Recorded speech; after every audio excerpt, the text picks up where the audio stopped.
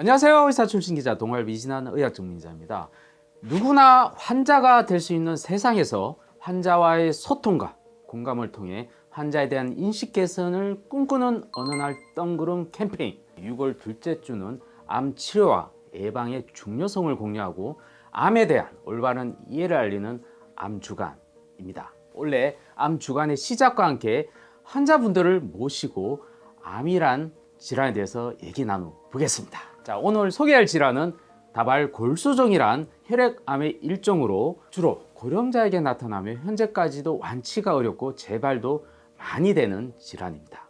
이 질환에 맞서 싸우고 또 널리 알리기 위해 나오신 두 한우분 소개하겠습니다. 네, 다발골수종 치료받고 있는 이연실입니다.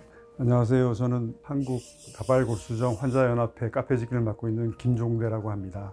네, 반갑습니다. 아니, 두 분 딱 보면 되게 건강해 보이시는데 환자분이라는 게 좀 믿기지 않는데, 자, 두 분 어떤 사이인지 좀 알려주시죠.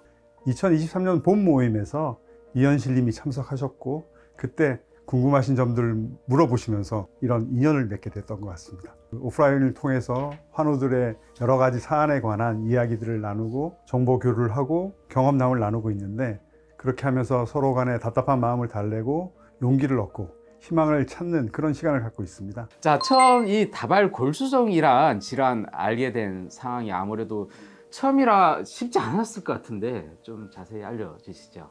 벌써 한 9년 됐는데 2016년에 그 폐렴을 앓게 됐는데요. 폐렴을 앓고 입원하는 중에 갑자기 그 혈색소 수치가 갑자기 떨어지는 바람에 좀 이상하다 하면서 퇴원을 시켜주셨거든요. 근데 퇴원하고 난 다음에 눈이 갑자기 안 보이기 시작해서 안과라는 안과는 다 다녀본 것 같아요. 유명한 안과는. 근데 원인을 모른다 하는 거예요. MRI를 찍고 봤더니 시신경이 좀 부어있다 그래서 그러면 그게 원인인가 보다 하고 입원해서 스테로이드 치료를 엄청 많이 받았거든요.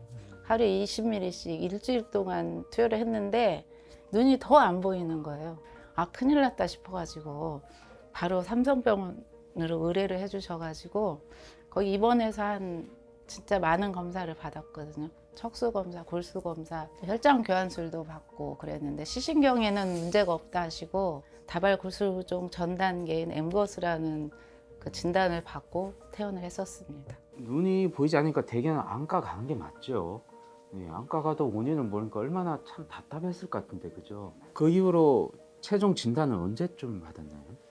한 6개월 후에 다시 병원 진료를 갔는데 그때 이미 이제 M단백이라는 암 수치가 천정부지로 솟아올라가지고 바로 4개월 동안 암 치료 받고 이제 자가 조혈모 이식을 했었습니다.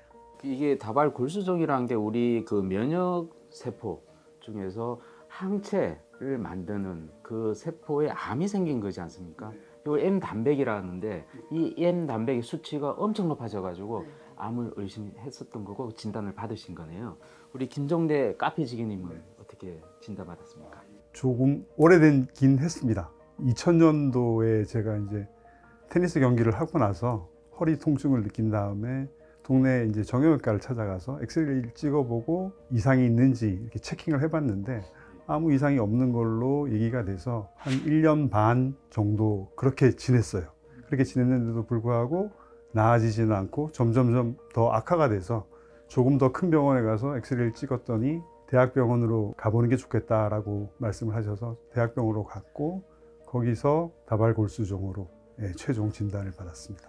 야, 이렇게 건강한 사람도 다발골수종에 걸릴 수 있는 거군요. 테니스를 칠 정도면. 다들 그렇게 얘기를 하더라고요. 저같이 네. 운동 좋아하고 네네. 건강했던 사람이 하루아침에 이렇게 되니까 와. 다들 주변에서 깜짝 놀랐습니다. 이렇게 다양한 게 우리 온몸에 침범할 수 있는 게 바로 다발골수종이라고 할 수 있습니다. 특히 김종대님은 사회생활이 한창인 30대에 진단을 받으셔서 또 힘드셨을 것 같습니다. 젊은 나이에 이 병을 앓게 돼서 사실은 눈앞이 깜깜했었거든요. 그때 당시에 제가 진단받았을 때가 큰아이가 초등학교 1학년, 둘째 아이가 유치원도 가기 전에 그 진단을 받았습니다. 그리고 이제 인터넷을 통해서 찾아보니까 그때 당시에는 평균 수명이 3년 미만, 그래서 제가 이제 가정을 해서 길게 산다고 보고 평균 나이 살면 과연 그러면 내가 책임져야 될 사람들은 책임질 준비가 내가 과연 되어 있는가, 이렇게 생각해 보니까 뭐 아무런 준비도 없더라고요. 그 눈앞이 깜깜했죠.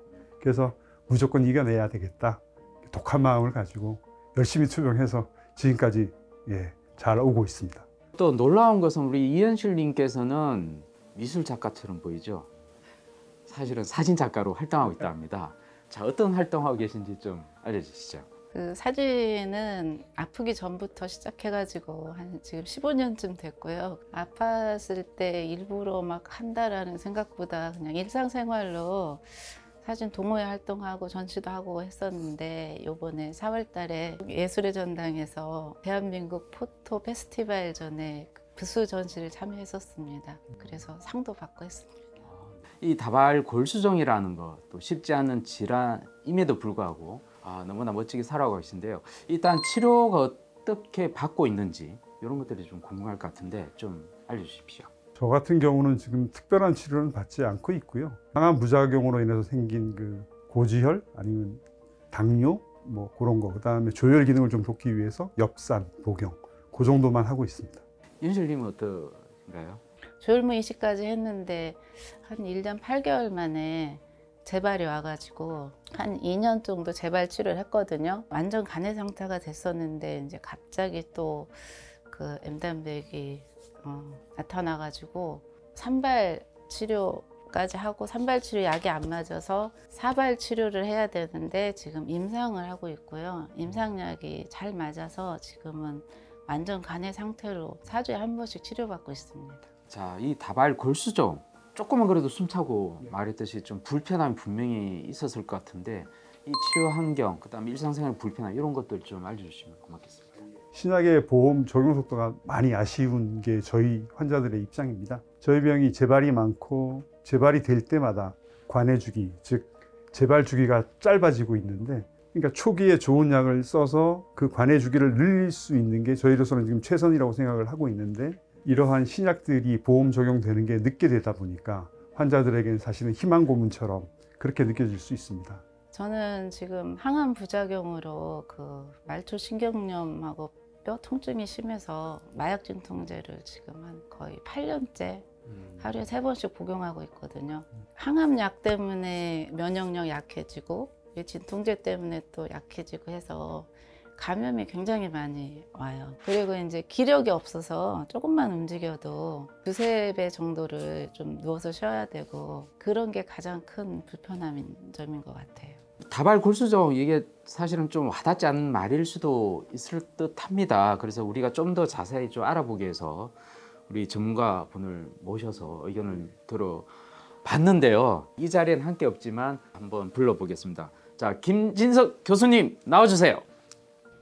네, 안녕하세요. 저는 대한혈액학회 산하 다발골수종 연구의 위원장을 맡고 있는 세브란스 병원 혈액내과의 김진석이라고 합니다. 다발골수종 사실은 굉장히 이제 생소한 그런 단어이실 겁니다. 혈액암 안에는 사실 병이 여러 가지가 있는데요. 대부분 여러분들이 알고 계신 건 백혈병이죠. 백혈병이 이제 제일 흔한 병이라고 여러분들 알고 계실 텐데 사실은 그렇지가 않고 림프종이라는 병이 가장 흔한 혈액암 중에 하나거든요. 이제 두 번째로 많은 병이 다발골수종입니다. 사실 급성 백혈병보다도 발생 빈도가 더 많은 병인데요. 혈액 안에 이제 이상 단백이 많이 증가함으로 인해서 심장이랑 신장이 손상돼서 여러 가지 부작용 때문에 고생하시는 이런 거를 특징적으로 하는 혈액암 중에 하나라고 이해하시면 될 것 같습니다. 이게 이제 신약들이 많이 개발이 되고 앞으로 이제 표적 치료제 계통들 중에서도 아주 강력한 이런 이중 항체 치료 약제라든지 아니면은 카티 치료라 그래서 이제 세포를 몸 밖으로 끄집어내서 그 세포를 환자분 몸 안에 있는 암세포만 선택적으로 이제 공격하게 이렇게 조작을 해서 몸에 넣어줄 수가 있어요. 멀지 않은 미래 우리나라에서도 이제 표준 치료로 도입이 될 예정이거든요. 그렇기 때문에 여러분들이 현재 치료하는 과정에서 열심히 치료를 받고 어떻게든 본인의 몸 상태를 좋게 유지하시게 되면 지금 현재 치료에 실패하더라도 더 좋은 치료제가 국내에 도입이 돼서 더 좋은 생존 결과를 이룰 수 있기 때문에 현재 치료받고 계시는 이 상황에서 열심히 치료에 임하시는 게 가장 중요하다라고 생각을 드릴 수 있고요. 네, 골절이 생기지 않도록 넘어지거나 미끄러지거나 하는 이런 부분들이 안 생게끔 각별히 생활하시는데 주의를 하시는 게 무엇보다 중요하다라고 말씀드릴 수 있겠습니다. 자, 마지막으로 우리 환자로서 치료 과정에서 좀 더 개선되었으면 하는 점, 환우들에게 또 전하고 싶은 말을 좀 알려주시면 고맙겠습니다. 많은 치료약들이 지금 나와 있는 상태고요. 그리고 평균 수명도 7년 이상으로 제가 진단받던 당시보다는 2배 이상으로 훌쩍 뛰어넘었고요. 아마 지금 나오고 있는 약들로 치료하신 분들에 대한 통계 자료가 나오면 최소한 15년 이상의 생존율을 보이지 않을까 그런 생각이 듭니다. 그때쯤 되면 당뇨처럼 정말로 친구처럼 다스리면서 갈 수 있는 그런 병이 될 수 있을 거라고 믿음이 있습니다. 제 얘기를 하자면 4번 재발해가지고 임상을 하고 있는데 5번째 약이 지금 보험이 안 되고 있거든요. 그 4번 재발해가지고 살아있는 사람이 별로 없대요.